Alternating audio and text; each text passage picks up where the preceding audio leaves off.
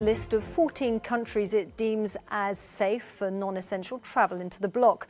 People from those states will be allowed to enter the EU from tomorrow as external border restrictions are eased. Canada, Australia, South Korea, Japan and Uruguay have been given the green light, but the United States and Brazil have not made the grade. Looking at the number of COVID-19 cases they're currently dealing with, it's not hard to see why. The US saw a jump of over 44,000 coronavirus infections on Monday. Some states are going back into lockdown. In Brazil, 25,000 new cases were confirmed on Monday.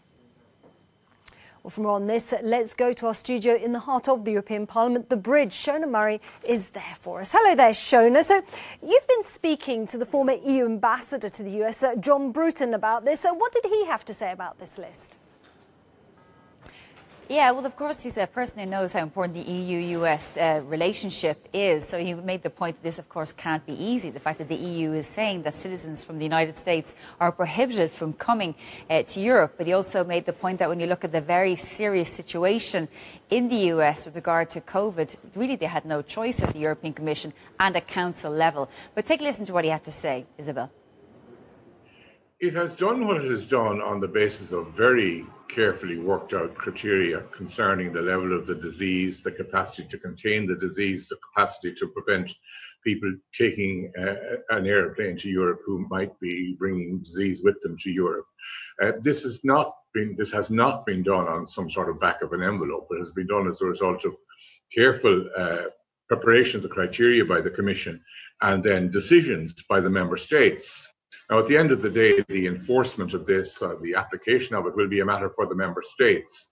But given that there's free movement within the European Union, or within the Schengen area within the European Union, there has to be a common approach, because somebody could land in one country and move to another so easily. Do you fear there's going to be any retaliation from the United States regarding this ban list? Do you think that Donald Trump or the United States would be within its rights to retaliate in some way, or do you fear that, and even with that, a greater rupture between relations between Brussels and Washington?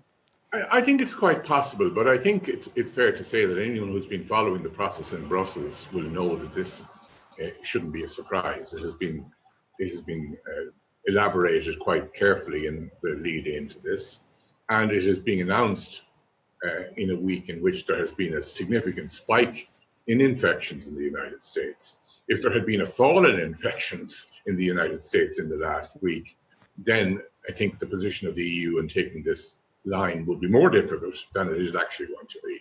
Do you think Donald Trump and the US has done a good job in managing coronavirus? I don't, but then that's a matter for the American people to judge, not for me.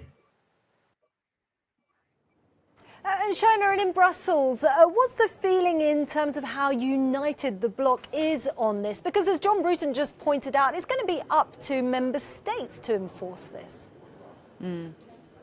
It is, of course, when it comes to borders, it is a competence of member states, but there really is quite a consensus that at least those 14 countries, could be allowed in. But there are some countries who will allow even fewer in. But I'm joined now by Anne-Michelle Simicopoulou, a Greek MEP, of course, for New Democracy. You're very welcome to The Bridge. Thank you for having me. Lots of reason to talk to you about Greece, of course, because first of all, Greece had a very few number of cases, relatively speaking, but also relies hugely on tourism, about 20% of the GDP there. So how is your government going to respond to this agreement? Well, we just announced that we're going to respect this because, as you know, this is not obligatory. It's still a member state competence. But yes, we're going to follow the rules. And as you said, Greece flattened the curve because we have a great prime minister, and he took, Kyriakos Mitsotakis did this really early on. The Greek people listen to the experts, and so I'm proud that Greece is a safe tourism destination. So how do you think Greece will be impacted? Because we have seen a surge, not just in the United States and other countries like Brazil, but of course, Europe as well. Yes. Well, look, like you said, tourism is 25% of our GDP. Most people work in tourism. It's a really important sector for us, but we have to balance things. We have to keep everybody safe. We have to keep the people who work in the tourism sector safe. We have to keep our citizens safe. We have to keep our visitors safe. So we're going to play by the rules. That's what we need to do.